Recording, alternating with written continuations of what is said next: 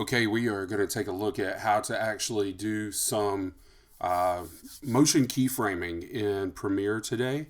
This is going to come in handy because ultimately, if you learn this, you can master the art of editing because you can do absolutely anything that you want to do. Keyframes are the single, I think, most powerful element of video editing. And with this project, as simple as this will be, it opens the door for so many other things. So what we're going to do, going to go ahead and click New Project, get started here.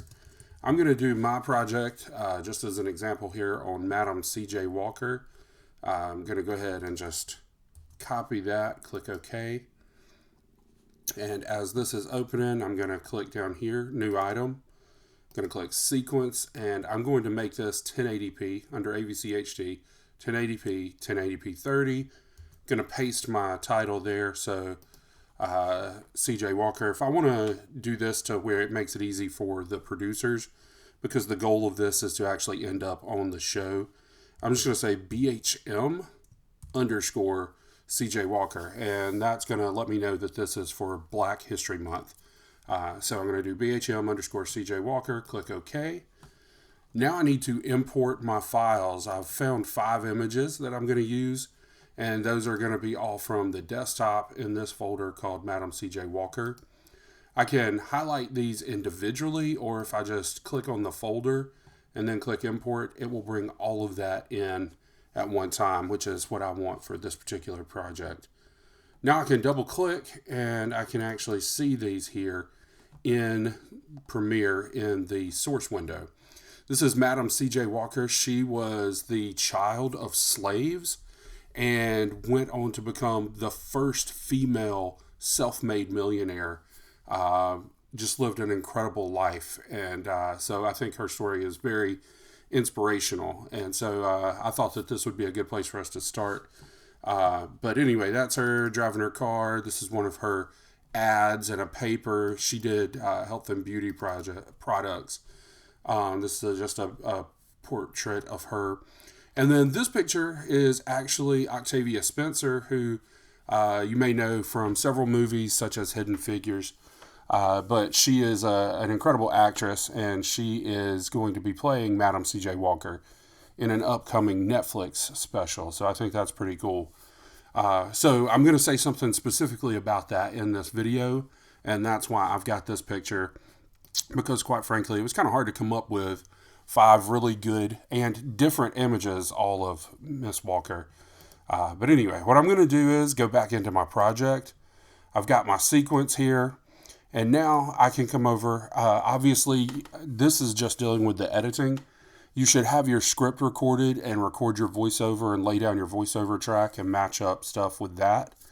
But what I'm going to do is I'm going to take one of these pictures and we'll see which one do we want to start with. Probably start with this one because this is kind of an older picture and just going in chronological time here. I'm going to take this, I'm going to drag it down. And you will notice when I do that one, it's really small inside of the frame.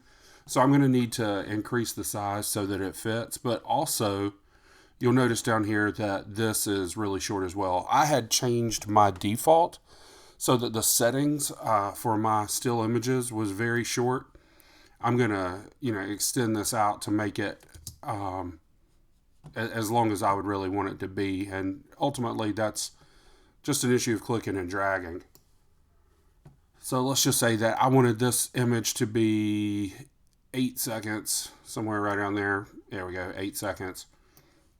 Click that, do that. So now I've got this image that's going to be on screen for 8 seconds. So what I want to do is I actually want to do what we call the Ken Burns effect. And that is where you kind of zoom in and pan across an image or tilt across an image while the image is on the screen. So what I'm going to do to make that happen is double click here. That's going to open in the effect window here, the source window, and I can go to effect controls. And I'm going to do keyframing by clicking toggle animation. I'm going to turn that on for position, which is where the image is on the screen, and scale, which is how big the image is on the screen.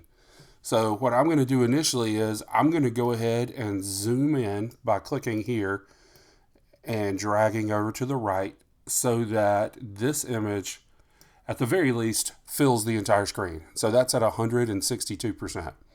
You can see here I've got a keyframe for scale. I've up keyframe here for position. So what I'm going to do is, let's say that this is on screen for 8 seconds. So up until about 6 seconds, I want it to be kind of slowly zooming in on her face. And so what I'm going to do is I'm going to say at this point in time, at 6 seconds, I want this image to be at about this. That's about 30% more than what it was. And I want it to actually, not just because you see there's a little less space over here, I kind of want her to move over this way as well. So what I'm going to do is click this and drag it over. So now she's got a little bit more room in front of her than she does behind her. This is from here to here. This is called look room or lead room. And we always want the subject of the shot to have a little bit more room in front of them than behind them, unless we're trying to make the audience feel claustrophobic or feel that the character is claustrophobic or feeling trapped. So, as you can see here, at this point, this is what my image looks like. At this point, this is what my image looks like. And because I have these keyframes, that is going to change over time. So I'm going to come down here, I'm going to hit play, and now you can see it's kind of zooming in and moving across the screen.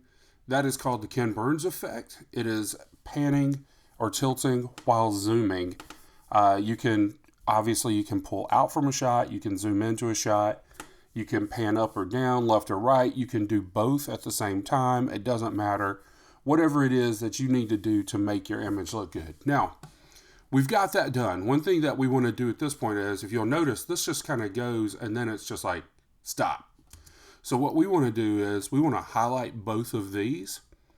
Going to right click and then we're going to go to this thing, temporal interpolation. And we are going to click ease in. And what that's going to do, when I do that, you see it change the shape of that. And it is going to allow us to slowly go into that. So now it's not just an abrupt stop. It doesn't just get there and just stop. It eases into it, makes it a lot smoother, makes it look a lot better. You could do the same thing if you needed to coming out of this. So you could temporal interpolation, ease out of that. And so that'll be a little smoother. It's going to make that look a little bit better. And so I think that that's a pretty powerful thing to have. So what you'll do is you'll take all of your images, you'll add different keyframe elements to them so that some are going to push in, some are going to zoom out, and then you're going to put those back to back to back.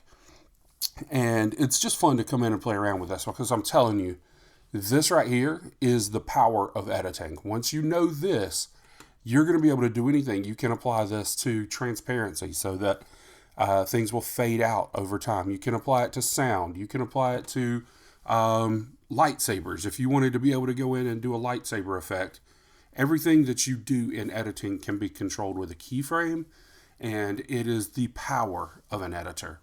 I hope this has been helpful. Let me know if you have questions, and remember, if you have questions, somebody else probably does, so go ahead and ask. That way we're all learning together.